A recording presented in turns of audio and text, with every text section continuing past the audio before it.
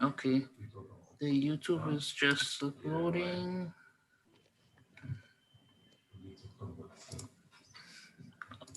Okay. Good morning, ladies and gentlemen. This is the first in the Energy Dialogue series that we will be having this week as part of CARICOM Energy Month. Um, the Energy Dialogue series is really what we refer to as a Caribbean Sustainable Energy Forum event, CSEF. Um, Typically, we would have had CSEF every 2 years. The last one was, of course, November 2018 in Placencia, Belize. And this year, we had intended to host the CSEF in St. Lucia, in Rodney Bay, St. Lucia, during November also. Unfortunately, of course, because of the COVID-19 pandemic and the measures implemented, we have not been able to host CSEF this year as we intended. We took the decision that we would not do CSEF as a virtual activity, in fact, and that we would postpone until such time when the measures have been sufficiently relaxed to allow us to meet in a group, as it is that we anticipate that there are significant benefits that are to be gained from personal interactions during the event. So as a result of that, we decided that we would have hosted this dialogue series as a means of replacing some of the content in a way for the CSEF, but also to encourage some of what will feed into the CSEF content at the time when the CSEF comes. We expect that we will host the CSEF next year, all things being equal. But let me, for those who may not know, say who I am. I am Dr. Devon Gardner. I'm the head of the Energy Unit at the CARICOM Secretariat. And today we are really looking at a discussion with some past ministers of energy as the first of the series. We call it the Past Ministers Dialogue today. We will be having a number of other dialogues throughout the week. Tomorrow, we will have the Regional Institutions Dialogue with institution leaders from the CCRE, the 5Cs, and the SEDEMA. On Wednesday, we will have a Utility Managers Dialogue with utility managers from Belize and from St. Kitts and Nevis and from Jamaica. And on Thursday, we will have an Innovation Leaders Dialogue, which will speak to hydrogen and fuel cells and how that will help the Caribbean to transition to the future, because many believe that hydrogen is indeed a critical part of the future of any energy mix, even as we pursue some of those renewable energy options that we are doing now together with battery storage. So this morning, when it passed energy ministers, what's the context? In 2013, April 2013 to be exact, 1st of April 2013, CARICOM for the first time adopted a regional energy policy. And along with that policy was what is referred to as the Caribbean Sustainable Energy Roadmap and Strategy. And that roadmap and strategy was intended to facilitate the implementation of the sustainable energy aspects of the policy, recognizing that at that time, many countries, most of the countries did not have a lot of experience with renewable energy implementation or much of the energy efficiency pieces that the policy promoted. So energy ministers in Port of Spain approved that policy and strategy and roadmap. And among those energy ministers are three ministers that we have here today, three past ministers that we have here in the dialogue today. We have Darcy Boyce, who is from Barbados.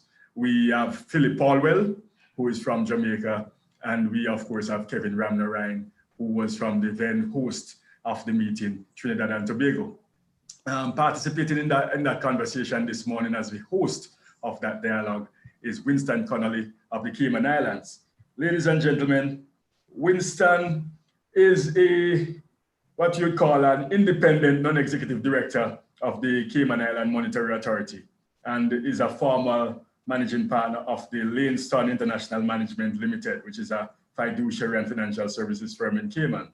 Now, interestingly for you to know with respect to Winston, which is why we believe Winston is one of the most aptly qualified persons to deal with this, because in a sense, he has been there, done that as a member of the Cayman National Assembly. Winston served as a member of parliament in the Cayman Islands and was, of course, in that role, someone who was tasked with chairing the committee for developing the national energy policy of the Cayman Islands, over 25 years of financial experiences in law, and of course with his experience in the energy sector in Cayman, which is one of the more, if you want to call it, storybook experiences that the Caribbean have seen. Cayman Islands doing quite a bit in terms of solar integration, battery storage, and also they are now in the process of implementing waste to energy. We think that Winston, with his experiences in the Cayman Island, Cayman being an associate member state of CARICOM, would be able to manage that conversation and that dialogue with our ministers from the CARICOM member states with whom we are working.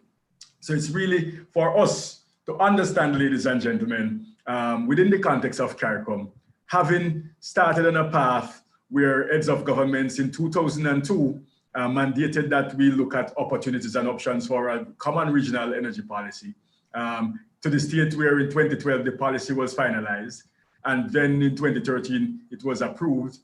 Fast forward to 2020, trying to understand what would have been some of the considerations that went into the approval of the policy, and what were some of the expectations. Are we where we're supposed to be? Halfway through the implementation of the roadmap and strategy, which was a 15-year strategy, this is now 8 years later.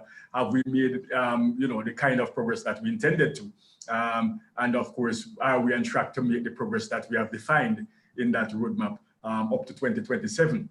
Those are some of the things we are trying to understanding within the myriad of opportunities within the region, from fossil reserves in Trinidad and Tobago, Guyana, Suriname, and other countries that are also exploring within their waters, to renewable energy options, solar, wind, biomass options and opportunities, hydro in some areas. And of course, there is a view that the oceans also hold significant potential, coupled with the technology opportunities, such as battery storage, etc. And the end use options for energy efficiency applications, from lighting efficiency to cooling efficiency, to home and building energy management systems, you name it, different kind of distributed energy resources, to smart grid options and opportunities, smart building designs, electric vehicles. It's a wide range of menu that we have available to us within the countries. And the understanding we are trying to gain out of today's dialogue is, in a sense, what it is from a policy and other perspectives that these past ministers would have pretty much looked at in their own offices during their time, and where they are now sitting from their vantage point, having had that experience. Where are there some of those opportunities that can take us to where we want to go in a way which will allow us as a region to meet those goals and targets that we have set for ourselves within the context of energy, consistent with the theme of CARICOM Energy Month, which is for us to really rethink our resilience within the context of all that's going on around us, from the economic issues that are happening globally, where from time to time there are frequent fallouts, to some of the climate and disaster issues. As we speak now, I hear there's another hurricane en route to Central America, Belize being one of those countries that are likely to be affected, just as they were 2 weeks ago by Hurricane Eta. Some of those issues, and of course, with some of the other issues regarding, of course, epidemiological issues that causes changes to demand, like we see happening from COVID-19. Understanding all of those resilience features and those resilience issues, and trying to figure out exactly how it is that we build the right kind of architecture that allows us to be able to utilize the fossil resources that we have effectively, because they are there. So we need to make a decision on how to utilize those, together with the renewable energy options and the energy efficiency applications that are also possible, to get the kind of energy system that allows us to build greater resilience within our societies, and at the same time provide us with the opportunities for economic growth, social advancement, and better environmental protection. Lots of different pieces. I'm going to turn over at this time to our host, Winston Connolly, and Winston will guide us through the remainder of the proceedings. I look forward to your interactions and to the contributions of the various speakers, this esteemed group of experts who we have here with us today. Winston, thank you very much. Thank you, Dr. Gardner, and good morning, everyone, and welcome to this session. I am very privileged to be sitting, even though it's by technology means, next to these distinguished former ministers of Parliament and CARICOM ministers, Mr. Darcy Boyce, Mr. Kevin Ram Nareen, and Mr. Philip Paulwell. Darcy Boyce was the Barbados government minister responsible for energy between 2008 and 2018. And during that period, he led the start of Barbados transitioning to a greater component of electricity from solar in its energy mix. He has also been a deputy governor of the Central Bank of Barbados and holds first-class honors in economics from the University of West Indies, the degree of Master of Business Administration from the University of Toronto, Canada, and is a Canadian Chartered Public Accountant. He currently provides advice in developing and implementing energy and business strategy and policy. And Mr. Kevin Ramarain served as Minister of Energy of Trinidad and Tobago from 2011 to 2015. And during this tenure, he created a positive climate for investment, including the fiscal reforms, which resulted in major investments in deep water exploration. Prior to being appointed as Energy Minister, he held various positions in the Energy Chamber of Trinidad and Tobago and at British Gas, where he worked as a lead economist. He holds a BSc in chemistry and a MSc in petroleum engineering and an MBA. And since leaving ministerial office, he has worked as an energy consultant and a lecturer at the Lockjack School of Business. In 2020, he was appointed by the Guyana government to its Local Content Advisory Committee. And in 2014, he was named Energy Executive of the Year by the Petroleum Economist magazine. And finally, Mr. Philip Paulwell, who is an attorney at law and the former Minister of Science, Technology, Energy, and Mining in Jamaica. He is, amongst other things, credited with the liberalization of the telecommunications sector. And in 2015, he was accorded the Order of Distinction in the rank of Commander for over 20 years of distinguished service to Parliament. Prior to his political appointments, Mr. Paulwell served in very senior positions in the government of Jamaica.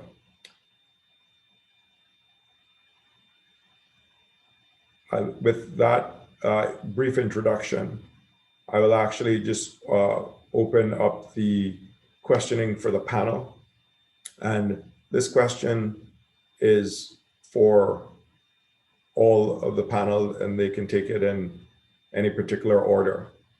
The Caribbean Energy Policy was approved by energy ministers at a meeting in Port of Spain, Trinidad and Tobago on 1st of April 2013. You were all ministers with responsibility for energy within your respective countries at that time.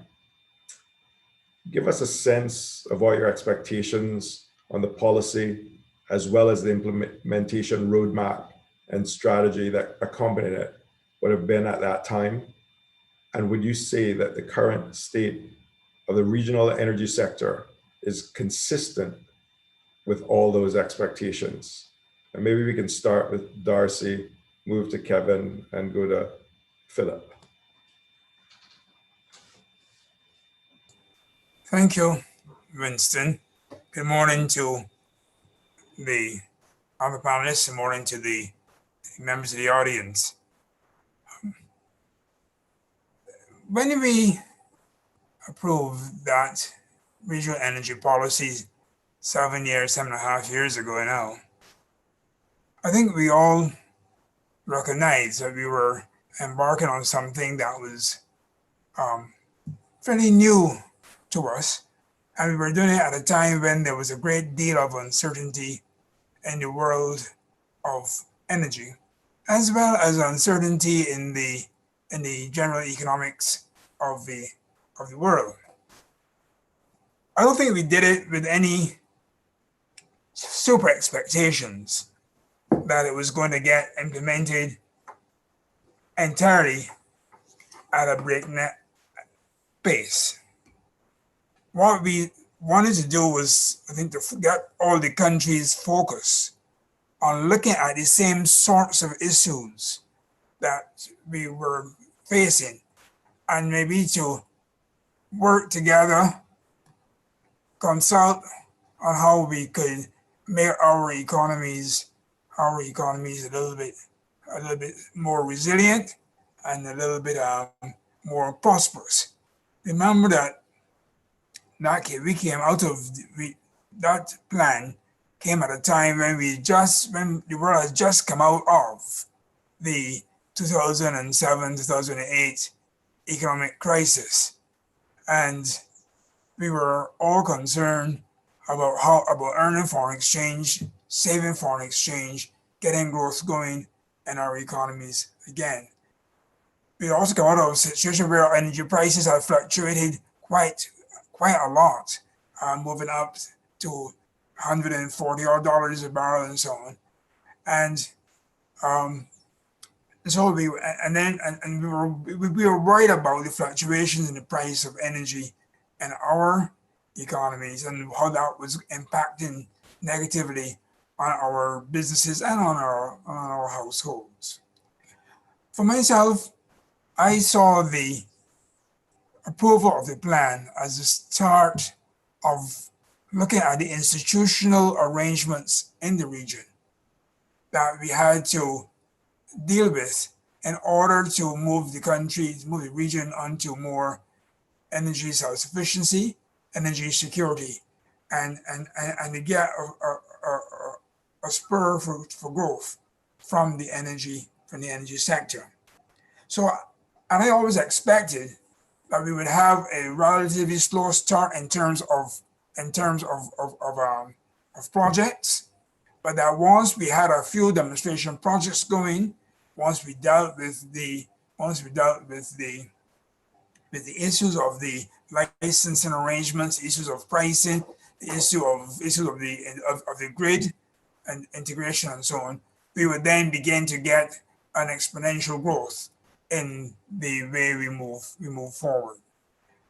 So we're halfway in, and I think we've all begun to tackle those matters of the institutional arrangements around energy. We've all looked at ways of how we can get more energy security. We've looked at ways of how we can incentivize the energy sector, particularly the sustainable energy sector. And now I think we're now at a stage where we are beginning to see the interest peak in executing the policies, the projects that we had to kind of envisage in the energy policy. So I think that I am not too concerned that we haven't got as many projects going as people might have expected. I think it was important for the utilities and the policymakers to take their time and make sure that what they were doing wasn't likely to come back to hurt them, particularly for countries where the grid was a very small grid, and where error can have very significant impact on the countries. So I believe that we have made adequate progress, but what I also believe is that in the next few years we will see the progress escalate very significantly as we have come to grips with a lot of the issues that we had to deal with when we started out on this journey. Thanks, Vincent. I think I'll stop there for now, and then we can come back later on if you want. Yes, thanks, Darcy. And the same question to Kevin.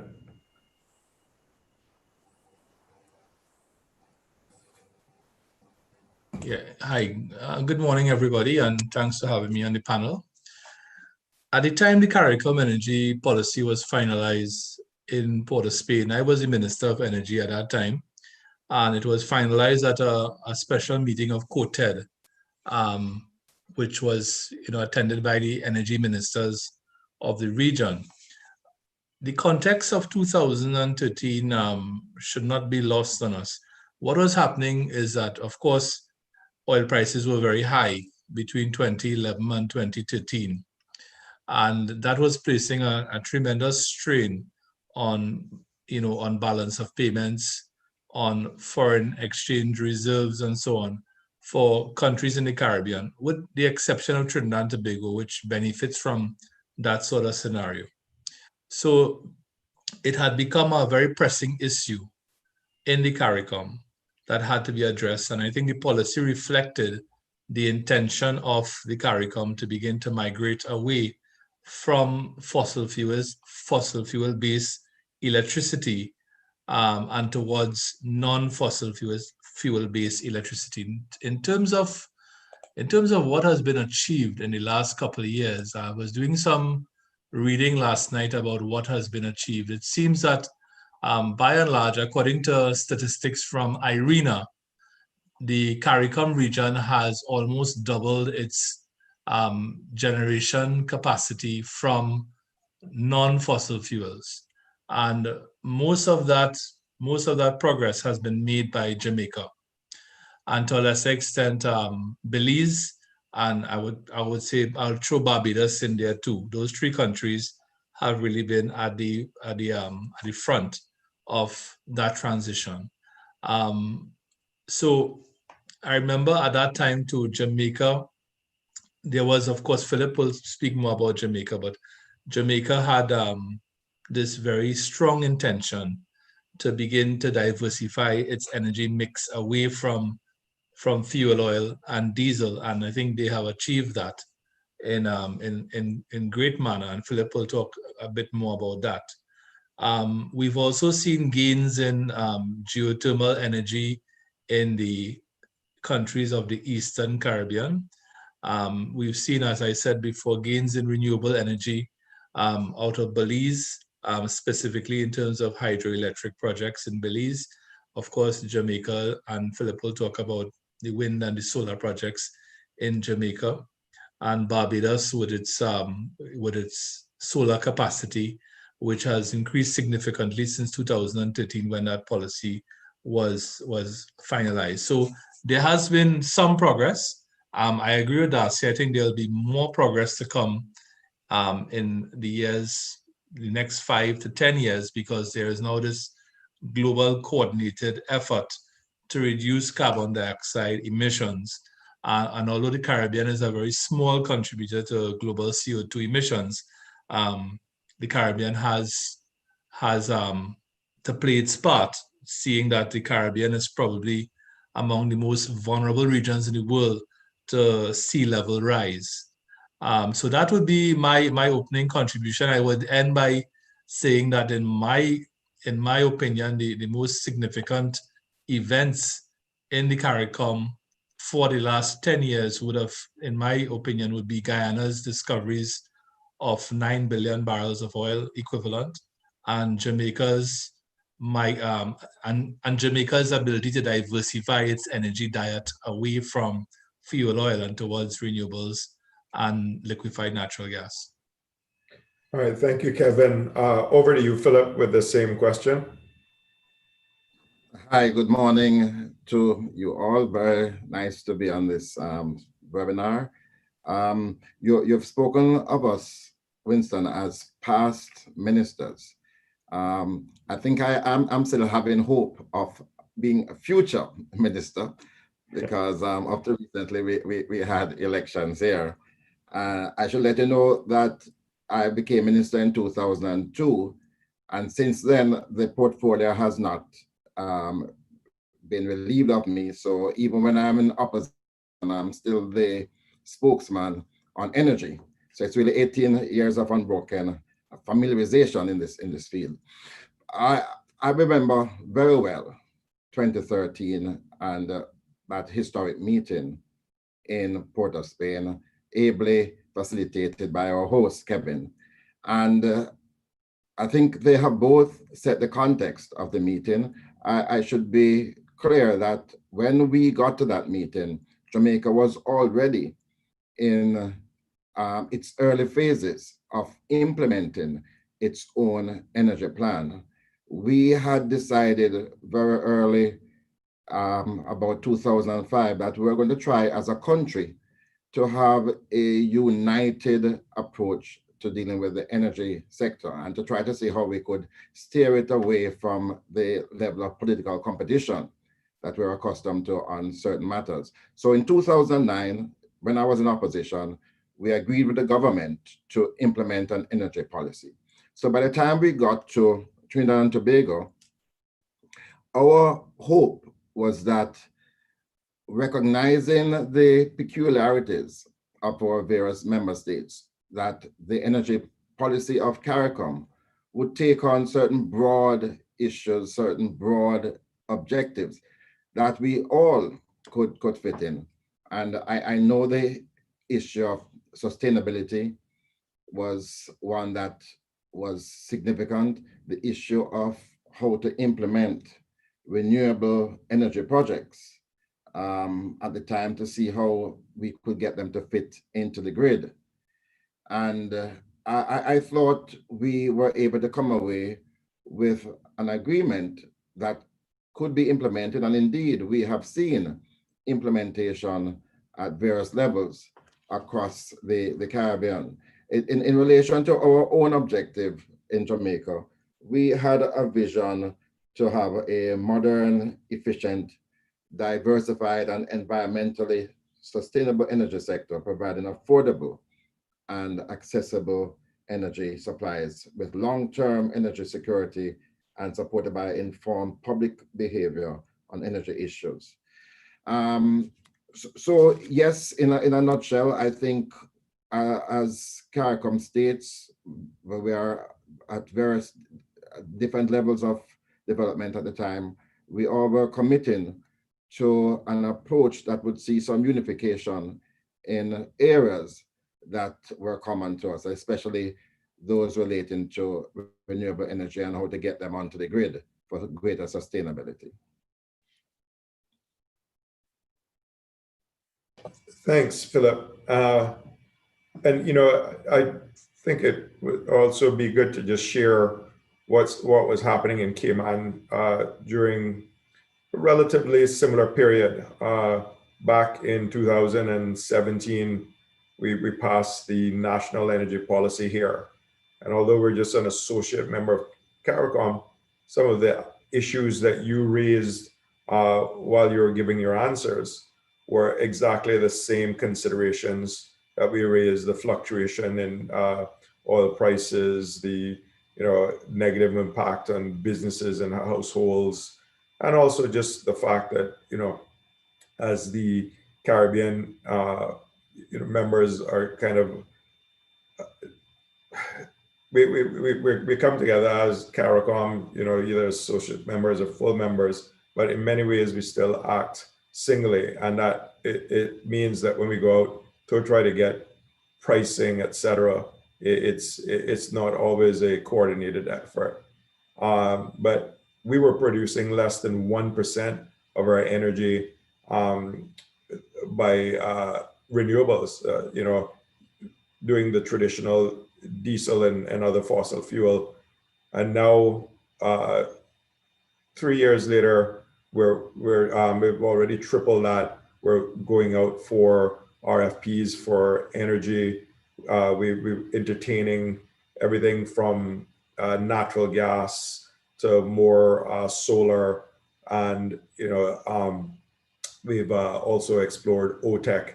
So there are a lot of ambitious steps that are being taken in the Cayman Islands. And the one thing that I would commend the government for is they're really looking at the Paris climate change agreements and using those as a guide, so that not only regionally are we in line with what's happening, but internationally as well. And the government has said that every 5 years it will look at the policy, tweak it as necessary, update it and go back to the people of the Cayman Islands. So I think that last bit is a pretty important bit in terms of accountability, because they know that every 5 years there's going to be they're going to have to justify what they've done and report on what they've done. So, you know, there are a lot of parallels there, but a lot of lessons that Cayman can learn from Jamaica, from Trinidad, from Barbados. The next question that I have is, again, for all, and maybe Philip, we can start with you this time and then move to Kevin and then Darcy. The theme of CARICOM Energy Month, reimagining resilience, energy at the center of our lives, conveys the presence of systems that provide secure access to clean, reliable, and affordable energy services, which are predictable in pricing and supply, and capable of supporting economic transformation and social cohesion within CARICOM. From your experiences, what are the key ingredients and strategic actions that are necessary for us to achieve this, and at the individual country levels, as well as collectively as a region? Philip, maybe we can start with you this time.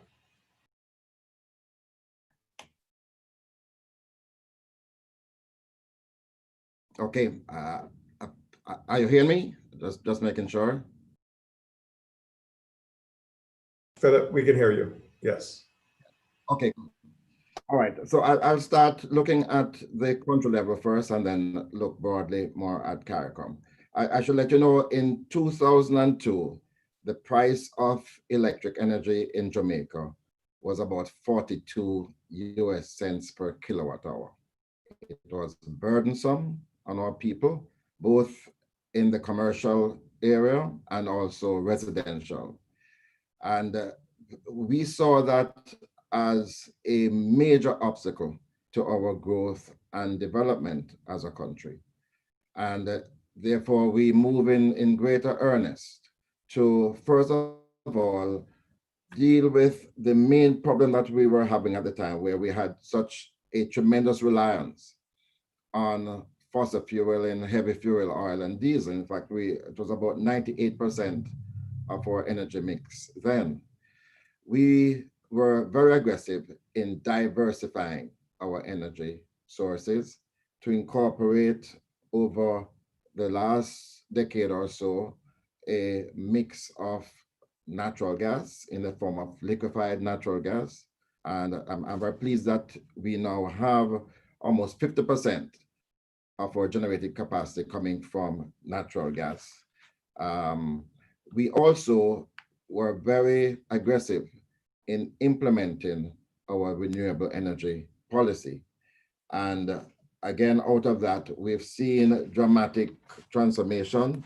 We now have, for example, in the area of solar, 37% of our energy mix going to solar, and in wind, we have 4.7% comprising wind technology. And as I mentioned before, just about 50% utilizing natural gas. In the region, I think we can credit ourselves. Sometimes we knock ourselves hard because we have not been able to come together to solve common problems. But I think in the area of energy, just as in the case in Jamaica, where our political parties decided that we are no longer going to treat this as a political football, but we're going to unite the country around some common objectives.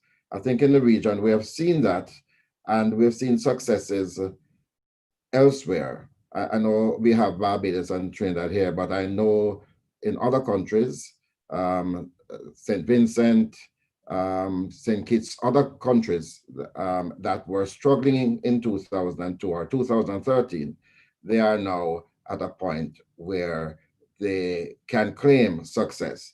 I just want to stick in one point. But in the middle of all of what we were doing, there was an initiative that was engineered through cooperation with Venezuela.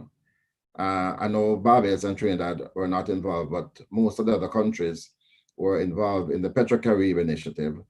At the heart of that was the issue of pricing, stability of supplies, security of supplies. And I would always be grateful to the Venezuelan government for that input, because we were able, in this very difficult period, when the price of oil went up to as high as $140, we were able to sustain ourselves due to this facility that saw deferred payment over 20 odd years at low interest rate. And then in Jamaica's case, we were able to get a significant write-off of that debt in 2014. So I want to mention that because it was indeed a critical part of the milieu at the time.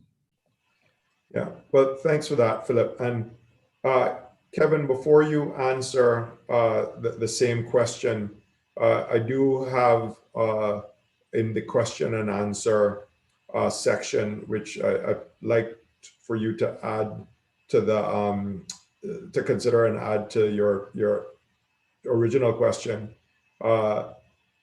One of the viewers has said, many countries in the Caribbean have ambitious targets to be completely and substantially reliant on renewables for their energy needs within a short time span. The private sector will need to be involved to reach these targets.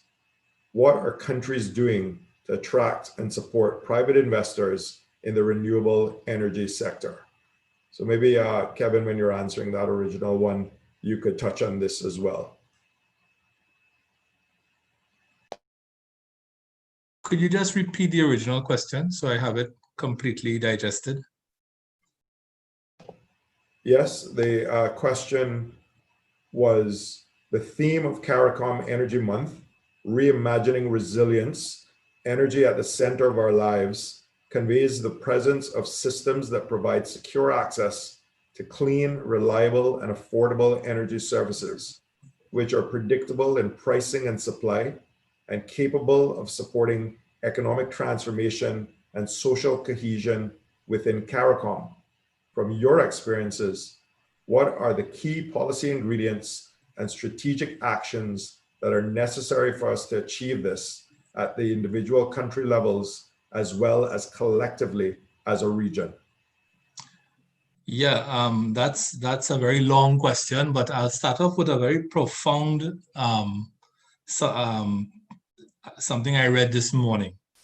I read an article this morning on a forum called energyforgrowthhub.org. Energyforgrowthhub.org is a forum that is put together by a gentleman named Todd Moss, who used to be Assistant Secretary of State of the United States. And he has his own energy website here, doing a lot of good work. And one of the things that he has said that the United States consumes a whopping 34 terawatt hours every year on gaming. This is for the use of the PS4s, the PS3s, the Xboxes, and so on.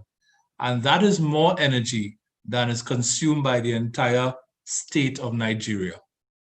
That is more energy than is consumed by places like Ecuador and Myanmar, and Zambia and Costa Rica and so on. And what is the point?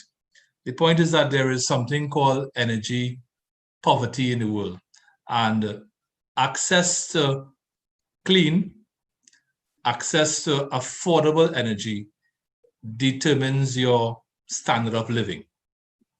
And for a very long time, we have all known that the CARICOM has some of the most expensive electricity in the world. Trinidad and Tobago is the anomaly in that whole situation.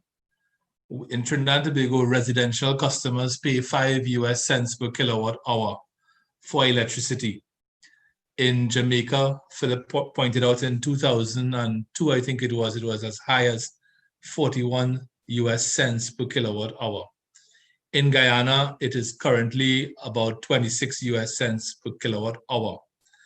And therefore, the CARICOM governments, with the exception of Trinidad and Tobago, which is 5 US cents per kilowatt hour, have been involved in concerted policy efforts to push those numbers down. The conversation in Trinidad is quite the opposite. The conversation in Trinidad is that 5 US cents per kilowatt hour is actually 4 to 6 US cents per kilowatt hour for residential customers will have to eventually increase. So what has really emerged is that the CARICOM's ability to be globally competitive for a number of its industries, such as its manufacturing sector, such as the tourism sector in the region, is greatly impacted by the high cost of electricity in the region, with the exception of Trinidad. And I would also add to with the exception of Suriname, which has very low tariff rates. So the concerted effort really has been taking place in Jamaica and in Barbados, and we see efforts throughout the region to bringing these tariff rates for electricity down. As I said, the conversation in Trinidad has been in the opposite direction because the recent revelation, the National Gas Company of Trinidad and Tobago recently recorded its first ever loss in its 45-year history.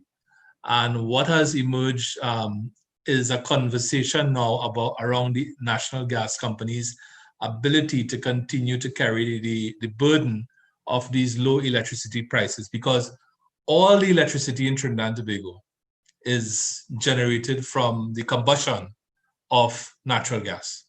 The only other country that I'm aware of that does that is Qatar. So Trinidad and Tobago and Qatar are probably the only two countries in the world that get all their electricity from one source, which is natural gas. Natural gas in Trinidad and Tobago is not becoming cheaper. It is becoming more expensive. I have been doing some work, of course, as many may know, in Guyana. I'm part of the Local Content Advisory Committee in Guyana. The government of Guyana, the new government of Guyana, which took office in August of this year, has set a very ambitious and aggressive target of achieving natural gas to electricity by the middle of this decade or before. Of course, the objective, of course, there is to reduce the cost of electricity to the population by a factor of as much as 60%, which is an ambitious goal. So throughout the region, there is, Winston, this effort. And it's happening, as I said, in Jamaica, in Guyana, in Barbados, in Belize, in the Eastern Caribbean, to reduce the cost of electricity. One of the things that, in terms of regional integration, of course, the CARICOM is, a set of countries separated by water. So your ability for grid integration is not as simple as, let's say, in the United States or in the European Union. We're separated by water. One of the things that I would like to see happen is, submarine cables, more submarine cables between countries. For example, at this point in time, Trinidad and Tobago has a pretty significant excess installed capacity of electricity. Our installed capacity is around 2,100 megawatts, and we're currently using about 1,350 of that 2,100. We know that some has to be put aside for spinning reserve, but I mean, projects like the exporting of electricity from Trinidad to Grenada, for example, is something which should be explored in my opinion. There's already a submarine cable between Trinidad, the island of Trinidad, and the island of Tobago, but that's one country. So I think that the dialogue and the policy direction is, of course, flowing in the correct direction. And I expect, as Darcy said, to see within the next 5 years, acceleration of this effort to reduce the cost of electricity or the price of electricity in the region. All right, thanks so much, Kevin. And I just also encourage the panelists to look at the chat section. Some people are commenting there as well as in the Q&A section. Mohammed has said that high morning for Jamaica. The below are correct. 7% solar, 4.7% wind, 50% LNG, and 38.3% fuel oil. So it's people are listening and they are engaged. And I should say that, as you can see, I put on my glasses now. So those corrections are indeed very correct. I was reading using my natural eyes, and that's not good. Yeah. So thanks for Mohammed for putting that in. And then Darcy, over to you. Maybe just your thoughts on that same question that I posed earlier to both Philip and Kevin. Thanks, Winston. Let me go to the part of the question that deals with the matter of economic transformation. Back in 2008, I think Barbados were importing, I believe it was 800 million or thereabouts dollars worth of fossil fuel, and most of it was going for electricity. Each time we imported a dollar worth of fossil fuel, that caused a use of foreign exchange at a time when we were all looking to earn foreign exchange. And it meant also a reduction of your gross domestic product, the level of output of the economy. What the move towards energy security, and particularly energy security using indigenous natural resources does for us, it helps us to get some economic transformation going, helps us to create jobs, reduce foreign exchange use, and therefore the pressure to earn foreign exchange or to borrow foreign exchange, and it enables us to increase our gross domestic product, the level of economic activity in the country. Now, all of those are important issues for us. The economic transformation that we also are looking at with the renewable energy also creates the opportunity for us to democratize the energy sector in the region, to involve a lot more people in ownership of the energy sector, and have more people participate as entrepreneurs in that energy sector. So, and I think that what is when to get those things to happen, I think there are two key things that have to be put in place. We have started work on those things already, and that work, I believe, is continuing throughout the region. The first one is to have a set of conditions, regulatory conditions around energy that gives certainty to people who wish to invest, that they can get a license to supply energy to the grid, that they can get that license at a rate that allows them to cover the costs of their operations, that they can get that license for a period of time, for a sufficiently long time, that they can manage their finances of the investment. And secondly, to find the financing to do these things. I believe that the financing is available. There are different ways we have to cut and dice it to make it fit. But the work on that has already begun as well. And the work certainly on the regulatory measures that give certainty to investors, that work has already begun. I mean, recently in Barbados, the feed-in tariff has been set after consultation with a large number of people. And that's there now. So I expect we'll see more people coming to look for that. Feed-in tariffs have been set for utility scale operations, as well as for smaller operations, less than 1 megawatt. And we'll see people coming to look for that. The other issue which I want to touch on is the matter of security, the continued access to energy. Fortunately for us, because we have so much potential in indigenous renewable energy, we are likely, once we can get that rolled out and to physically secure those renewable energy installations against climate events, to be able to have that reliability of supply which we were looking for. That reliability of supply will no longer be dependent upon the pricing of fossil fuel energy. And so moving to the renewable energy with the appropriate safeguards, construction standards, and so on, to make sure that we are able to weather severe climate events. It gives us the opportunity to transform the economy in many ways and to transform it with an energy source that does not contribute further to our environmental degradation. Indeed, improves that environmental status of our countries. I think now I'll stop there, Mr. Chair.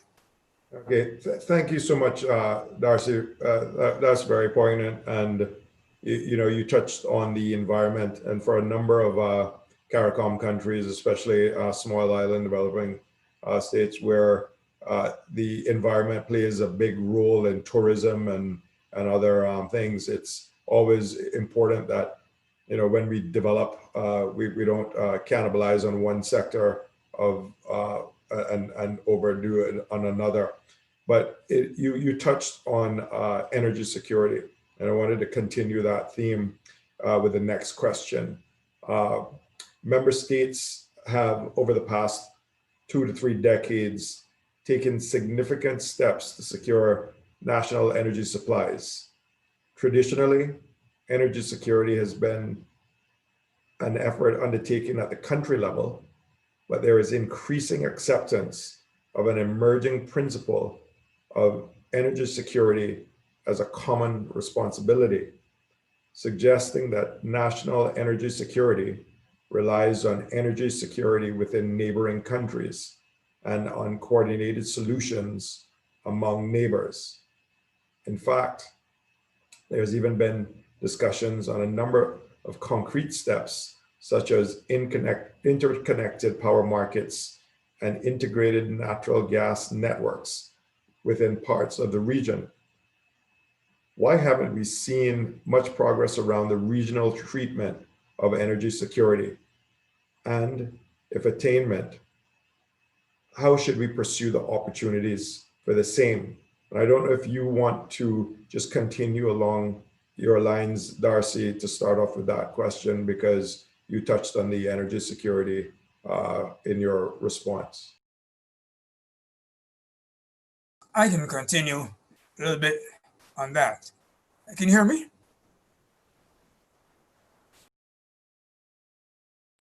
You can hear me? Yes, Darcy, I can hear you well. Yeah, thanks. Now,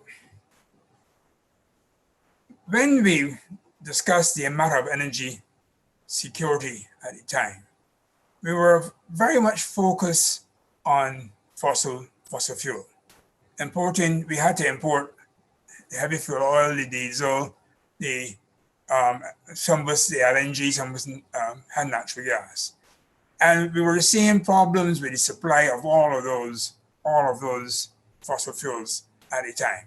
One was cost, the other one was sometimes availability of it. I remember we tried for a long time to look at how we will bring LNG into the region for all of the countries to use.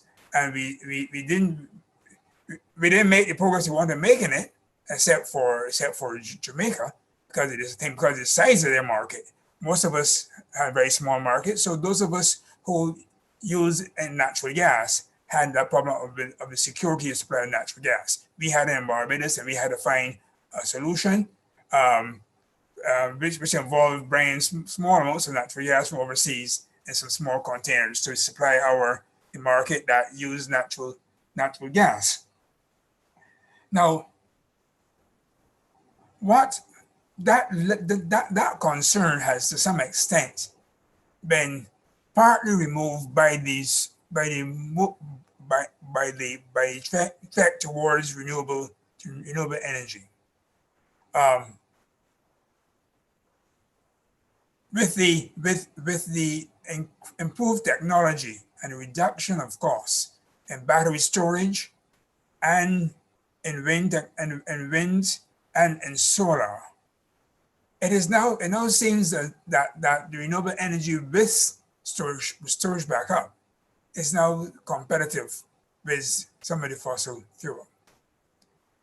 Now, if we drive that along, and if we can as a region find ways to jointly procure renewable energy equipment, services in renewable energy, services in battery storage, and so on.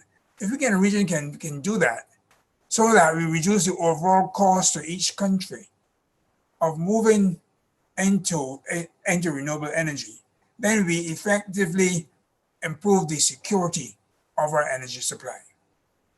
Now, in some instances, even when you can buy the fossil fuel, even when it is available, we have to worry about the matter of getting it landed in our countries, particularly during the hurricane season, depending on how the seas are behaving. Without having to bring in fossil fuel, we avoid some of those issues. But we do not avoid them entirely, because we still have to deal with the matter of how do we secure our renewable energy installations against hurricanes and floods and storms. And so we have to do the work necessary to make sure that when we construct those installations, they are able to stand up to the strongest hurricanes that we have. Otherwise, we now introduce risk not only in our transmission distribution system, but into our generation system as well.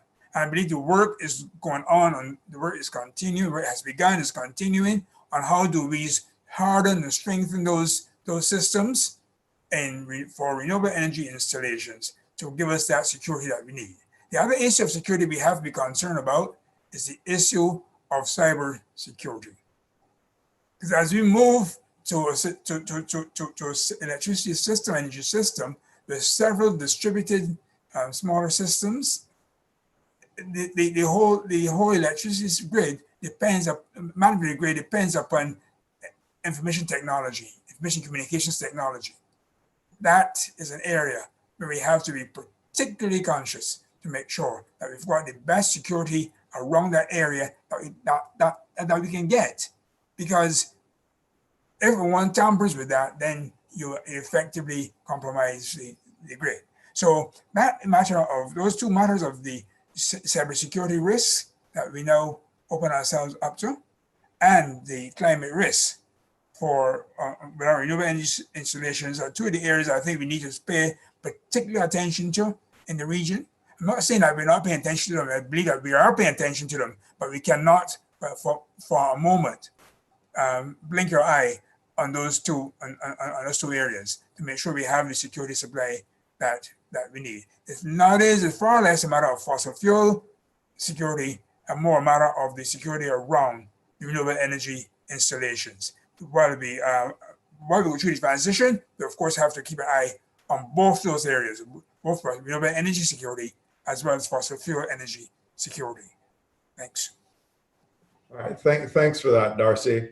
And Kevin, I'm not picking on you, but the audience may be, because I have another question in the question and answer section, and it's from Roger, and he asks, how exactly will Guyana's significant oil discovery help the energy transition? So if you could touch on that one in your answer to the question I posed to Darcy, that would be greatly appreciated as well. Well, one of the intentions of the Guyanese government is to use the revenues from that significant oil industry it's now developing to continue to develop the green side of Guyana. Guyana is a Guyana is one of the greenest countries on the face of the earth. 85% of Guyana is covered by forest and jungle.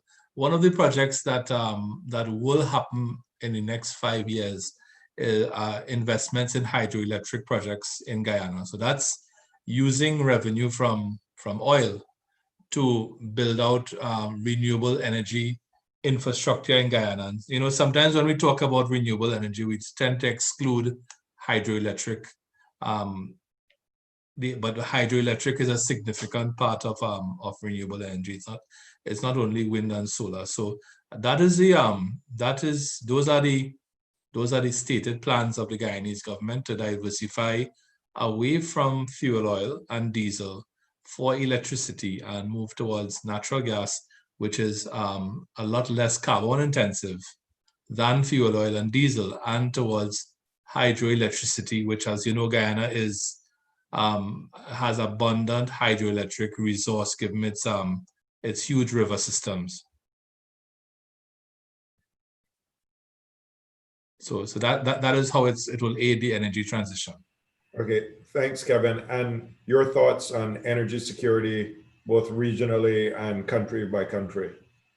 Yeah, I think with the exception of the risk posed by hurricanes, which is a significant risk for countries that are in the hurricane belt, with the exception of that, there really isn't an energy security risk to the Caribbean, because everybody, by and large, has adequate supplies of electricity, either from importation of fuel oil and diesel, or importation of LNG, or from their own solar and wind and hydro sources. I think the issue really is the vulnerability of solar systems and wind turbines to hurricanes.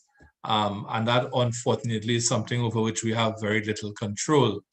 But I think the real issue is really an issue of cost, and driving that cost downward.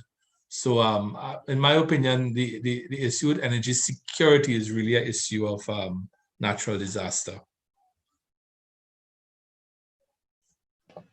Okay, thank you, Kevin. And Philip, your thoughts on any of those two topics, not holding you to the Guyana answer if you don't want to. Yes, but I'll deal with both the issue of security risk and issue relating to financing. But I just want to make clear, just going back to the correction that I did earlier. I was actually looking at our 2037 fuel mix objective when I mentioned 37% solar. So we are in fact still at about 7%, wind 4.7%, and of course the major growth area has been LNG. In relation to security, energy security, we have embarked on this massive program to get investment into infrastructure development in Jamaica. If I could just focus a little bit on the LNG facilities, we have gotten foreign investors to invest just about $750 million of infrastructure for LNG. And the aim is for Jamaica to establish a hub so that other territories would be able to purchase LNG from Jamaica. And I think that has started. The aim is to grow, to develop it so that the entire region where there are deficiencies can benefit.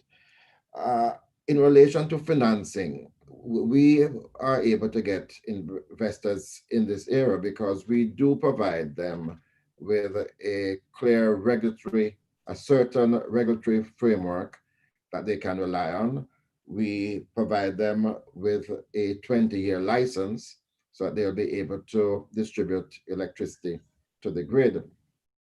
And I recall in 2015, many of us were summoned to Washington, D.C., where the then Vice President Biden decided that the US was going to play an even greater role in the Caribbean and did provide through OPIC assurances to investors, to especially in the renewable sector, for them to invest. So we do have two large American companies doing wind and solar. So I think the investments will come. I think the financing will come once you have a regulatory system that is certain, that is fair, and that will accommodate the new players in a way that will ensure their own profitability. Thanks for that, Philip. And in no means am I keeping you on the spot, but there is a question in the chat group that says policy has played an important role in advancing energy diversification in Jamaica. However, what are the next steps to making electricity more affordable to the masses? And I guess not just because you are the Jamaica person in the group, I'm going to direct that one to you. Yes, and thanks again. And that's the reason why I would like to be future energy minister again, to get the prices even lower. You know, when I was minister, we had set an objective for the a price point that we should achieve at if we were to secure development, if we were to enable our industries to grow. And it was coming from 42 US cents per kilowatt hour, we were looking to get to between 15 and 18 US cents per kilowatt hour. We have not achieved that as yet. We are about somewhere between 26 and 28 cents. So there has been some movement down. Some of it has to do with the depression in the price of oil generally, and that we still have some capacity on HFO and diesel. So how are we going to get to between 15 and 18 cents? There are some other things that we have to achieve. We have to acknowledge that the price to access the grid is still too high, that there is still a high level of inefficiency in terms of the heat rate, transmission rate on our grid. And I think that ought to be the focus now, while we continue in this process towards diversification. I should let the audience know as well that in Jamaica, we were able to democratize the business of generating electricity so that any Jamaican now can apply to install his or her capacity at home or at business by way of a net billing license. And that will enable that person to generate for himself, but also for the excess capacity to be sold to the grid. We have just about 800 contracts in that area. We want to see it grow exponentially so that individuals can generate their own electricity. I think that's an opportunity that is going a begging, and we want to encourage more and more Jamaicans to do so, notwithstanding the high cost of the technology. But we are assured that that technology, especially for solar, is reducing almost every day. Thank you, Philip. This is a general question to the panel, and it's from Kevin.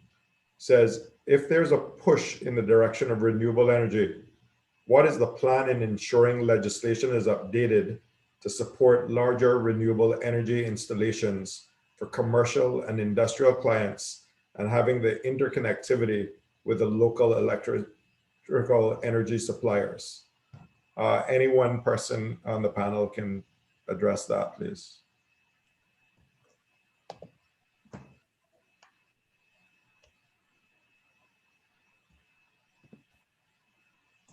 Kevin? I could Well, attempt. sorry, go ahead, Philip. Yeah, I could attempt it briefly, because we have, as part of our policy mix, a facility that will enable what we call wheeling, power wheeling, to occur, where a large company will be able to generate electricity for itself across various points in the island. Unfortunately, the regulator or the government has not yet issued any licenses for power wheeling. But this is really an opportunity for businesses, and it's really to encourage them to, in their own energy security and in trying to get to the price points that I believe will enable us to be competitive, will enable them to install capacity to get to their other points in the country through wheeling. We've also, as I mentioned earlier, we do have net billing as well for the smaller companies and the individuals. But Kevin, you're saying something. Yeah, one of the major obstacles to renewable energy taking root in Trinidad at the level of residential and commercial customers is the need to amend the law. And there are two specific acts of parliament that have to be amended: the Trinidad and Tobago Electricity Commission Act and the Regulated Industries Commission Act.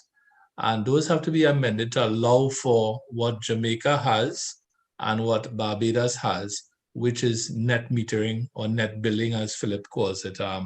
If that were to happen, then persons could set up solar panels on top of their banks and their malls and on top of homes and so on, and generate their own electricity, which could either be used for their own consumption or sold back to the electricity utility. So that is something which has to be done. I am told that my last update on that is that it is before the Office of the Attorney General for the drafting of the relevant bills and so on. But that to me would be a major enabler of renewable energy, of solar and wind in Trinidad at the level of residential and commercial.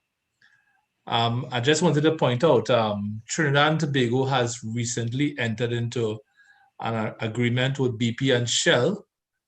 Yes, BP and Shell are becoming renewable energy focused companies for the building of a 100 megawatt solar farm in Trinidad and Tobago.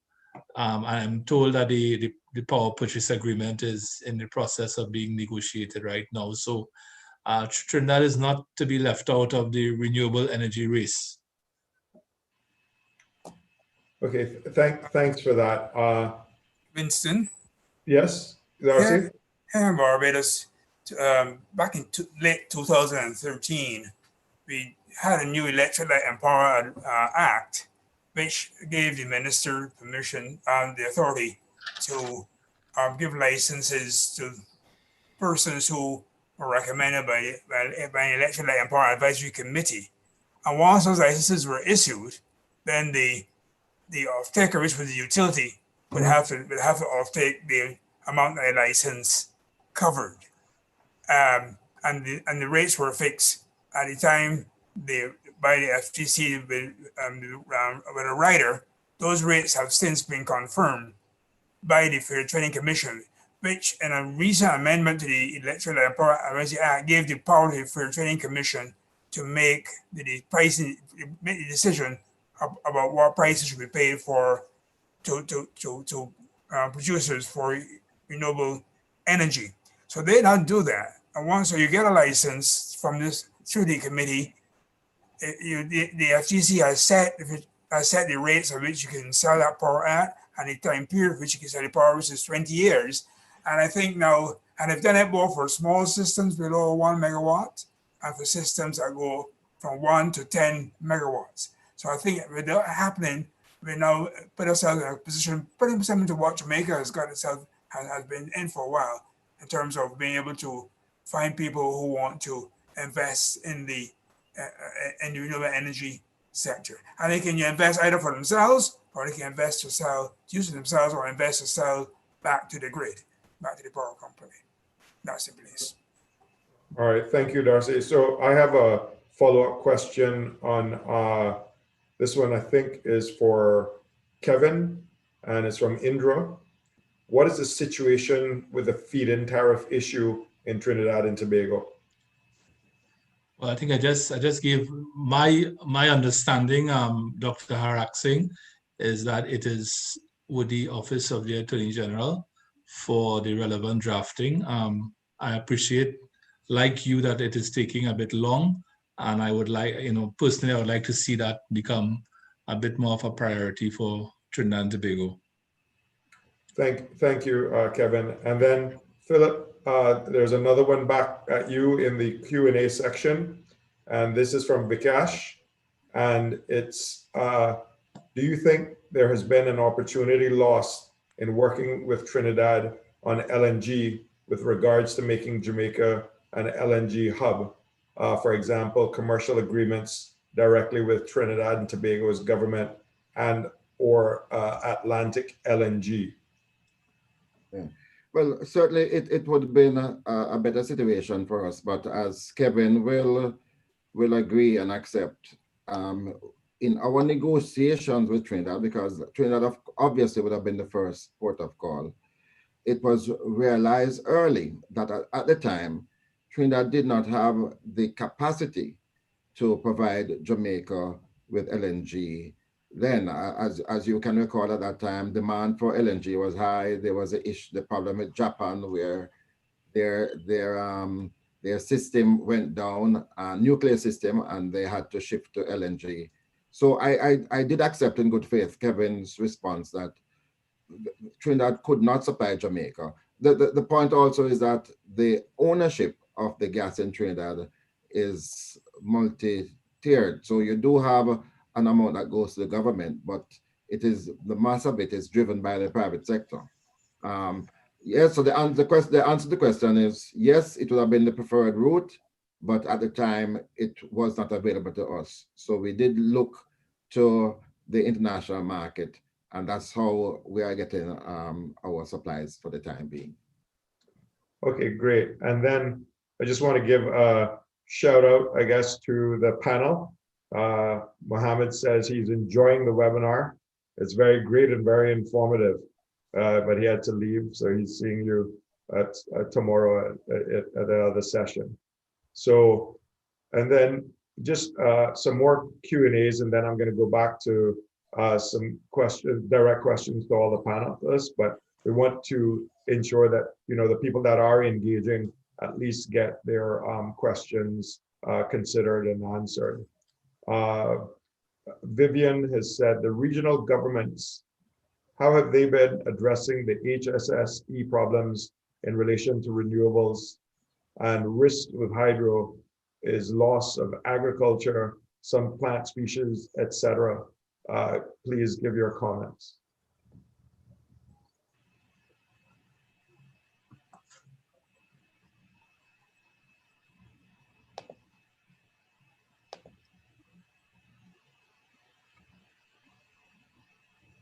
And anyone want to attempt that from the panel?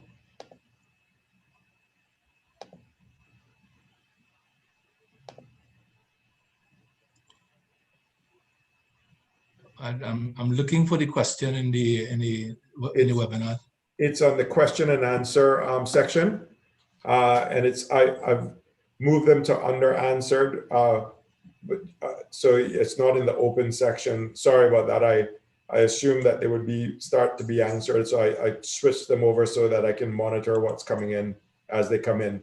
But Vivian said, the regional governments, how have they been addressing the HSSE problems in relation to renewables? That's part one of the question.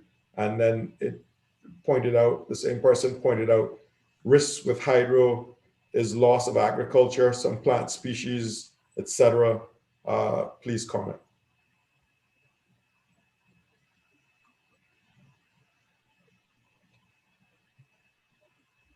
Well, in relation to hydro, I do concede the challenge, but in Jamaica, we've been able to overcome them largely by engaging in feasibility studies before undertaking any of the projects to ensure that it would have minimal disturbance to agriculture or aquaculture. We were able to install just about 13 megawatts of capacity at a place called Magati.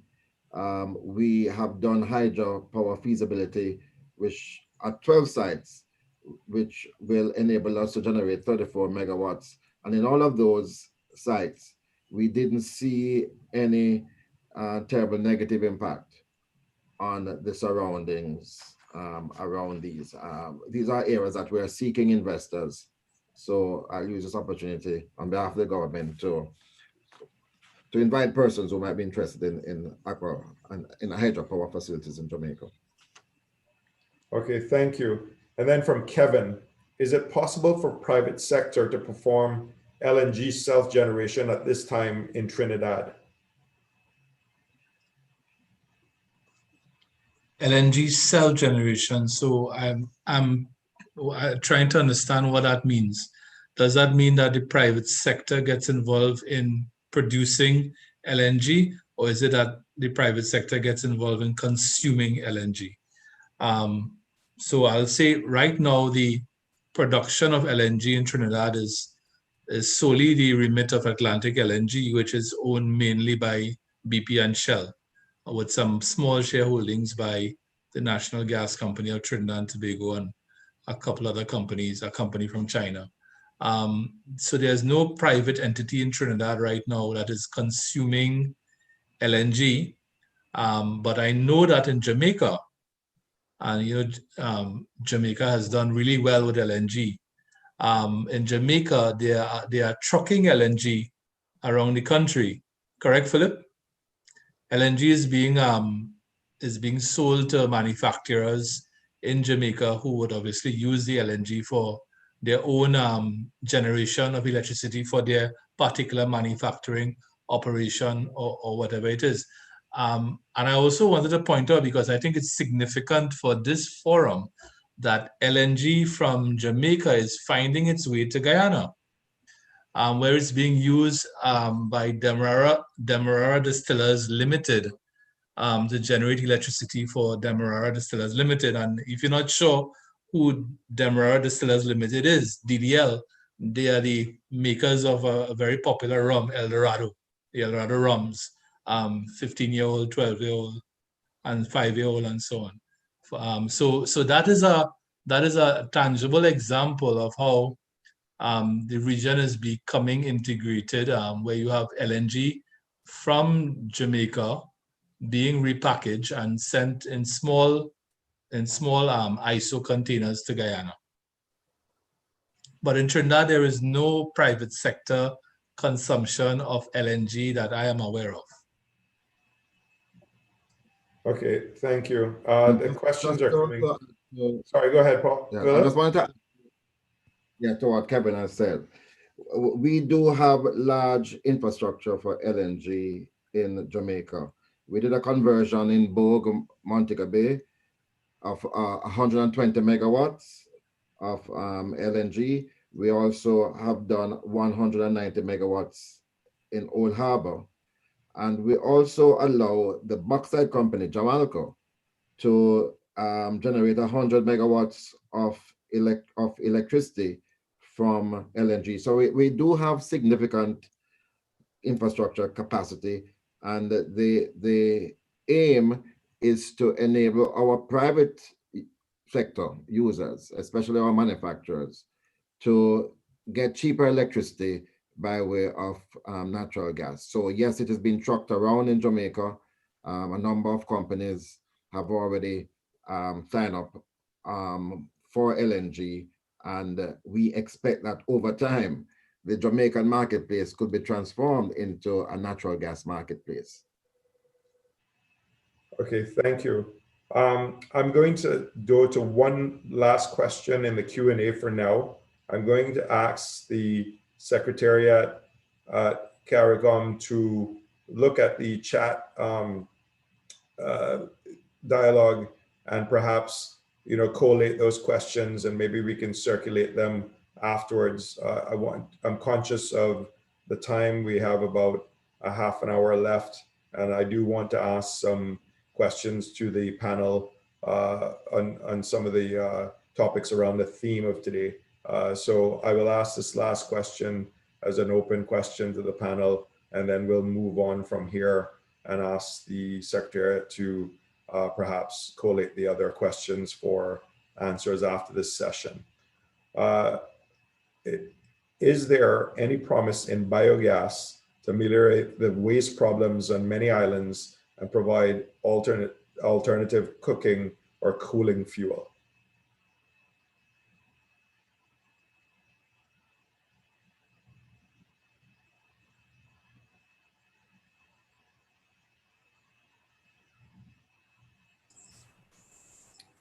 Winston, Uh-huh.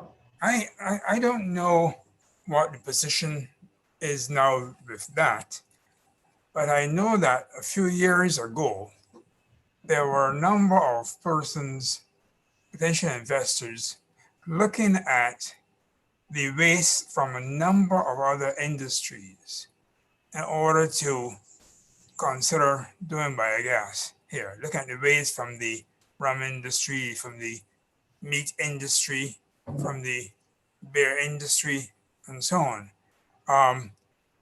The project didn't get to full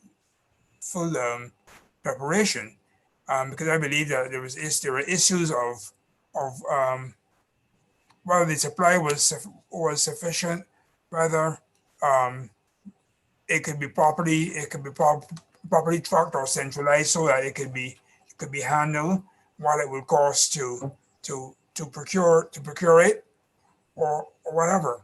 But there was some initial discussions between some foreign investors and some local producers in the other sectors. Where that has got to, I don't know. I don't know if it's been continued, but I know that some discussion had started on the matter, and maybe it's something which is being followed by other countries, and they can share some examples, some lessons if they've been followed in their countries about how to treat with some of the organic waste that come from the poultry and pig and beer and rum sectors. Okay, thank you. I'm going to go to some In direct relation questions. to, Sorry, go ahead, Philip. yeah, I just want to on the waste to energy because it has been a fantasy of ours to engage in waste to energy for many years, but we're just not seeing any takers. In our energy mix, the plan up to 2037 is for, by that time, 2.5% of our energy mix will comprise waste to energy. The obvious benefits are the environmental one, and also in relation to, it is not as variable as the other renewables, so it is seen as base load.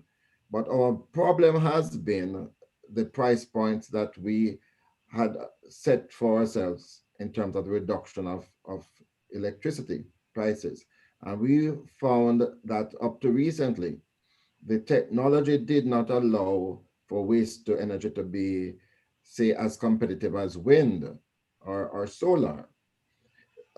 And many of the investors are seeking what is called a tipping fee to enable them to have viable projects. And again, that was seen to be too costly for the government to undertake.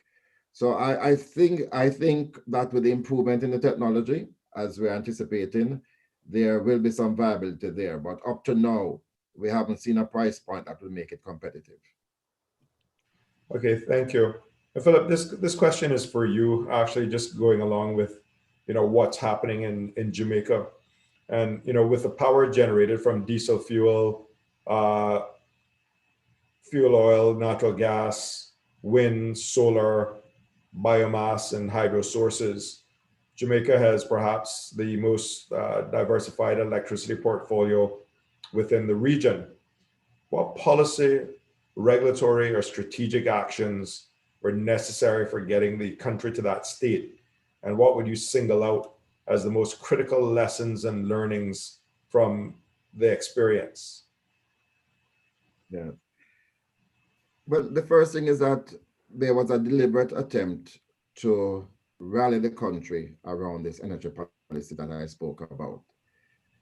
we were able to get both government and opposition and the business generally, including academia, to agree on the path for diversification. In fact, we were able to strengthen that by establishing an energy council that comprised all of these various stakeholders, again, including the opposition. And it was at that level that we agreed on an implementation plan to enable us to get to this diversification. There are some important lessons. The most important one for me has to do with the issue of procurement, because we do have elaborate procurement mechanisms in Jamaica. Sometimes the criticism is that it tends to slow down a process. We were able to overcome some of that by enabling the provider of electricity, the main provider, JPSCO, a right of first refusal to change out their technology, and especially in terms of our experience, moving towards LNG. So we were able to overcome the procurement issue by fast-tracking JPSCO's ability to change out its existing equipment. We're able also, in terms of the environment that would attract investment, as I mentioned, we grant 20-year licenses to investors so that they will be assured that once they are competitive and they are able to meet the procurement standards, they would be assured of profits going up to 20 years. I think those are some of the things that we have done to enable us to reach as far. We also have the regulator, which is the Office of Utilities Regulation, that was able to mandate the types of changes to the grid to enable it to embrace this high level of variable electricity. And our ambition is that by 2030, it should be somewhere in the region of about 50% renewables onto the grid. So it is quite possible, as we have proven in Jamaica. Absolutely, and I think you need to be commended for all of that effort that you've done there in Jamaica, because it is something that is very obvious that you're pushing along and ahead, and it can be a lesson for other countries in the region, and it's it also shows that things can get done. I guess especially where we're wearing our politicians' hats now in a kind of bipartisan type environment, because it's for the greater good, so Yeah. Again, I must commend you on that. Work done across administration. So I'm not taking credit for it in its entirety. I believe that once we're able to settle on a policy and agreed that the implementation should be systematic and should be concerted and involve everybody, then we're well and truly underway. So nothing is going to stop that progress, even with different governments in Jamaica. Yeah. And Kevin, for you, the energy situation of Trinidad and Tobago has been different from the rest of CARICOM. For decades, the country was the only net energy exporter within the region, and its economy has in fact been built on the availability of large amounts of cheap indigenous natural gas and refined petroleum products domestically. This was a major contributing factor towards the establishment of Trinidad and Tobago as a leading industrial nation within CARICOM. The country is nowadays, quote unquote, struggling to integrate renewable energy into its natural gas powered electricity grid. And fuel distribution and marketing companies are dealing with the fallout from the recent removal of the refinery from the value chain for gasoline and diesel. Are these developments changing the structure of the domestic energy situation in Trinidad and Tobago in a significant way? And are there regional ramifications therefrom? The first major issue is the closure of the refinery at Pointe-à-Pierre. The refinery at Pointe-à-Pierre was closed in November 2018. And what replaced the refinery was a company called Paria. Paria imports petroleum products for the domestic market in Trinidad, which is a market of approximately 25,000 barrels per day of petroleum products, the majority of which is gasoline. And Paria also re-exports to customers in the CARICOM. But the scale at which Paria exports to the CARICOM is nothing. I don't have the exact figures, but the level of exports from Paria to the CARICOM is nothing near where Petrotrin was, let's say, 2 or 3 years ago. And even before that, Petrotrin had lost market share because of the Petro-Carib arrangement. So what has happened is that since 1974, Trinidad and Tobago has subsidized the price of petroleum products at the pump. So diesel and gasoline was subsidized at the pump for the population. And in times of high oil prices, that subsidy became a very difficult burden for the government to carry. When I was Minister of Energy, the subsidy was probably at its highest. We were averaging somewhere between 4 to 5 billion Trinidad and Tobago dollars a year in fuel subsidy for gasoline and diesel. What that, of course, led to was a lot of inefficiency because fuel was so cheap. What has happened in the last 5 years is that the subsidy has gradually been whittled away, and the prices of fuel at the pump in Trinidad have increased pretty significantly. And effective January 1st, 2021, the subsidy will be no more, and the price of fuel at the pump in Trinidad and Tobago will fluctuate in tandem with the price of oil on the world market. So we have arrived to the point where other CARICOM countries have been for quite some time. So the next time you visit Trinidad and Tobago, you might see the price of fuel varying from service station to service station. So that's the first major repercussion of the closure of the refinery. The other issue is the issue of electricity, which has been the lowest in the region in Trinidad for some time. Residential rates are between 4 US cents per kilowatt hour to 6 US cents per kilowatt hour. I think commercial rates are somewhere around 8 US cents per kilowatt hour. I mean, these figures are mind-boggling when you compare them to other CARICOM jurisdictions. The days of cheap electricity in Trinidad and Tobago cannot last forever. And the reason for that is that the price or the cost of natural gas, the cost to produce a unit of natural gas in Trinidad has increased significantly, I would say, in the last, 10 years.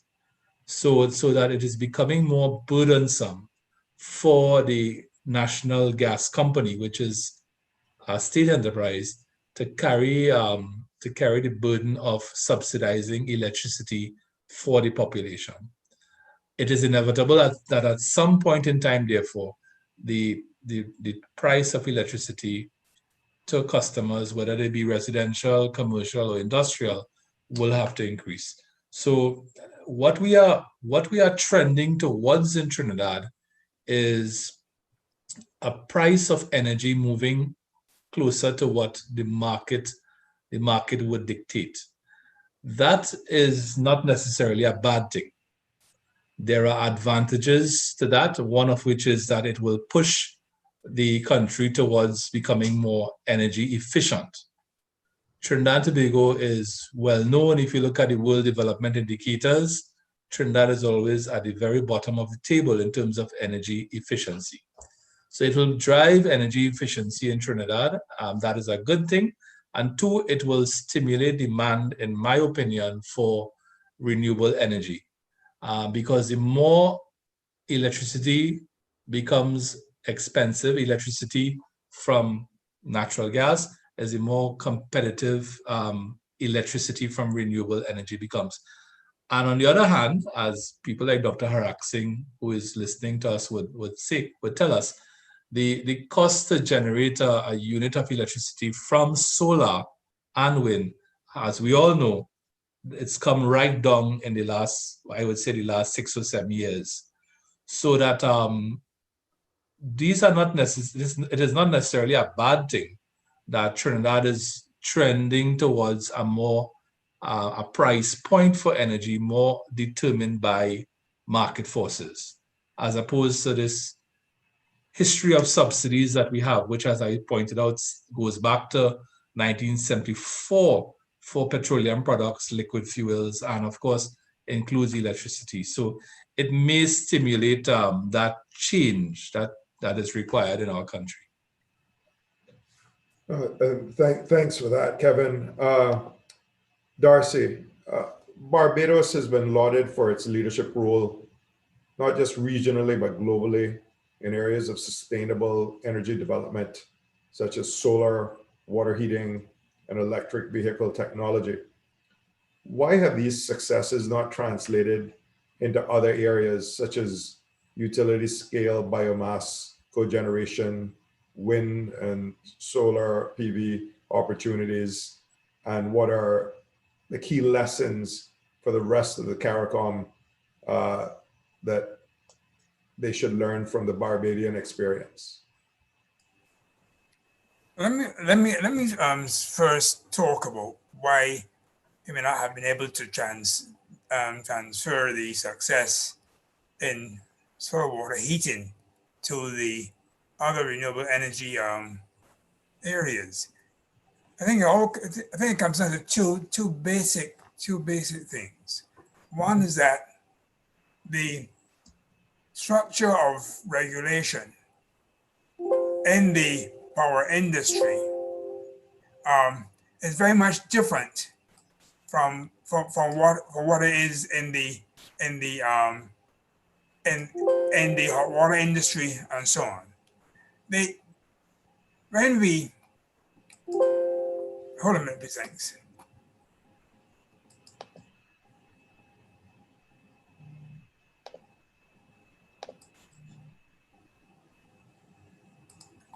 And for the solar water heating industry, there were no regulations that you had to go through. You know, other than the electrical things, you had to make sure those were done properly by an electrician and so on. And it took us 20 years or more from when that started with solar water heating to where we've reached today with 40 or 50,000 households. So it hasn't been an overnight kind of issue. It's taken its time to get there. And it's had fiscal incentives along the way. So the absence of regulatory structure, fiscal incentives, and time has got there. And with those fiscal incentives, with the price of electricity, the price of fuel, people, the industry has been able to see how solar water heating pays for itself in a relatively short period of time. And so he's gone into it. Now, let's go to renewable energy and cogeneration and so on. It is only in the last few years that I think the competitiveness of renewable energy has come down to be on par with or maybe better than fossil fuel energy. And that's a significant point that we have to bear in mind. People were not going to go into renewable energy if it meant that they were not going to make a profit from doing so, or they were not going to save money from doing so. The technology has now come to a stage where renewable energy is competitive. Secondly, the regulatory structure around the electricity is a much more complex structure than it was than it would be around solar water heating or electric vehicles. And we've worked over the last several years to change that regulatory structure, and the work continues even today to change that structure. But that structure is important to be able to encourage private people to invest in the renewable energy exercise. Now that we've gone a good ways in changing that structure, I expect that you will see faster uptake in renewable energy. And maybe the uptake in renewable energy investment will probably exceed the pace at which solar water heating investment took place. Because if you're looking to move to 2030, we're looking at several hundred megawatts of energy to put in place. And with a structure which allows you to make money from doing that, with a structure that gives you certainty of your contract, certainty of your off-taker, then you are likely to see a much faster increase. So the comparison is really not quite of apples and apples. It is actually a little different.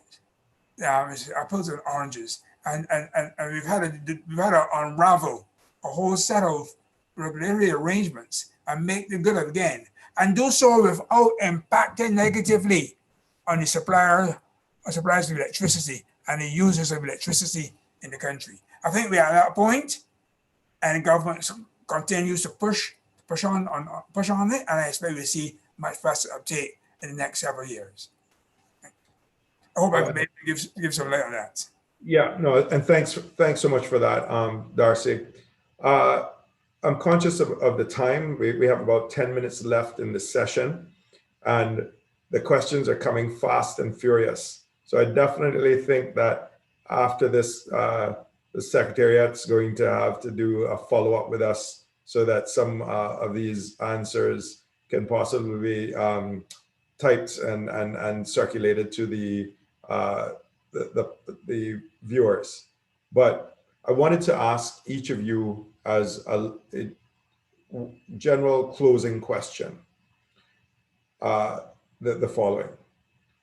Over the last decade, what was the single most impactful achievement for CARICOM collectively as a region on energy matters? And within the next decade, where will the biggest opportunity lie? And I'll start with Kevin, go to Philip, and then Darcy, you can close us out. I think there's not one the two biggest achievements of the last decade would be achievements from individual CARICOM countries, Jamaica and Guyana. Of course, Jamaica's shift to LNG, which is remarkable. And I want to publicly congratulate Philip Paulwell for the role he played in making that happen. And, and as he said, it was across administrations, but to have 50% of your electricity coming from LNG, whereas 6 years ago it was zero. I think that's a major achievement for a CARICOM country to be proud of. And the second major achievement would be the discoveries of oil in Guyana, and in 2015, and of course 15 or 16 or 17 discoveries thereafter. Guyana now becoming a major exporter of crude oil, and eventually Guyana would be on target to become the second largest exporter of crude oil in Latin America, second only to Brazil. I think that's a major achievement. So those are the two major achievements, I think, in the region. I think going forward into the future, the future of energy in the region, and this is my opinion, is going to be based on natural gas and renewable energy. I don't see the two of them being divorced. I see the two of them being complementary. And I think that Trinidad has not gotten into the small scale LNG business because our LNG industry was configured for large ships. So our infrastructure at Point Fortin is not able to load small ships, but that will change. I think Jamaica is well on its way to becoming the LNG hub of the Caribbean. Trinidad, as I say, is playing catch up in that regard because our industry was set up for larger vessels. So I think the future really is driving the cost of electricity down and and driving our CO2 emissions down. And the way forward for that is really natural gas from LNG and, of course, renewable energy complementing natural gas, or natural gas complementing renewable energy. Thank you. Thank you. And Philip, Yes. Well, thanks very much, Kevin, for those kind words. I think in relation to the region, we can take pride in what we were able to do through the CARICOM energy policy on renewable energy. I think every country was forced to focus on this area, and I believe that we are seeing implementation across all countries. So I think that is probably number one in terms of the achievements of the CARICOM energy policy. We haven't said much, apart from just now when Kevin mentioned it, about energy efficiency, because that is also a key part of the energy policy and strategy that we had agreed on, because many of us were just using too much energy when we weren't producing it, and when it was so expensive. That became a focus of ours in Jamaica. We haven't said much about this, but you're probably not aware that we have been able to cut, for example, our street light bill from about 79 gigawatt hours to 59 by the transformation that we have done with using LED lamps. We have seen in government agencies tremendous reduction in the cost of energy through the implementation of a cool roof solution. We have also retrofit our air conditioning systems, and we have done extensive training of our public sector employees on how to minimize the use of energy. So we're seeing all round improvement there. And you know, that is probably the greatest power the consumer has in all of this, to become more efficient users, to conserve, and to use the opportunities that are available, especially as I mentioned earlier, to generate your own electricity through the net billing arrangement. all right, perfect. And Darcy, over to you. And then once you finish yours, I will just do a general closing and thanks. Vincent, I think that the two things that stand out for me is that the CARICOM regional energy policy relates to what Philip just said to some extent. You know, each country in CARICOM now has a few projects, which serve as demonstration projects going on in renewable energy and in energy efficiency. Each country has got a program that has started, got projects that are going on in those areas. Philip mentioned the streetlights in Jamaica. We've got the streetlight project in Antigua, one in St. Kitts, one in St. Vincent, one in Barbados, and roll them out. The second one is that the Caribbean consumer is now, to me, seems to me more aware of what the future of energy could look like without impacting negatively on his pocket or on the environment. Everybody is now clued into the renewable energy business, and they want part of that. They want to be part of that action. That will drive all the participants in this sector to do what they have to do to give us this energy security, to give us clean energy, and to give us reliable and cheap energy to the extent that we can. Those two things: the consumer perception, and in fact, every government, every country, not government, every country has got something going on which supports renewable energy or energy efficiency, and that has been a mix of private sector and government sector operations that have driven that participation in the industry. The very next decade, where will we be? I think I am looking forward to seeing each of our countries having a real high degree of independence of its energy and energy sources by way of that clean energy and by way of using indigenous resources and giving a fillip to our economies and some good jobs for our young people who in the installation and maintenance of these renewable energy efficiency projects in the region. And I think we will, in 10 years' time, we are going to be a region that is probably going to be a net exporter of energy rather than one that is importing energy at this time. Thanks. Well, thanks so much, Darcy. It's exactly 11:30. So thanks to the panel for being efficient and conserving the time allotted to us so well. With that, I'm going to say thank you to each of the panelists. I hope that everyone that's been listening in has gotten a lot of information today, both from a historical perspective, current perspective, and where we should be going in the future. And I, for one, having been monitoring the questions and answers and the chat group, know that you've captivated the audience, panelists.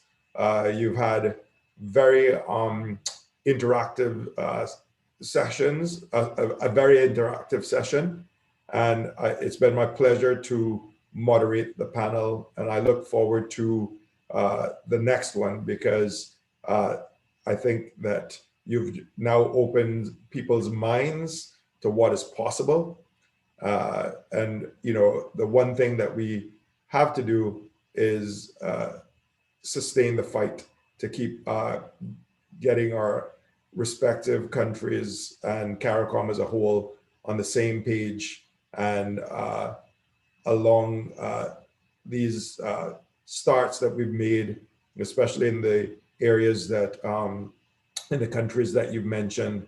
I think we're off to a good start. So thank you everyone for attending. Thank you especially to the panelists who have given us some food for thought. We appreciate you being here and giving us your time. Thanks everyone. Thank you very much. Thank you, Vincent. Thank you, Devin. Thank you. Thank you. All the best. Thank you, gentlemen. Thank you, Winston. We'll talk. Excellent. All right. Very good work. Bye-bye. Thank you.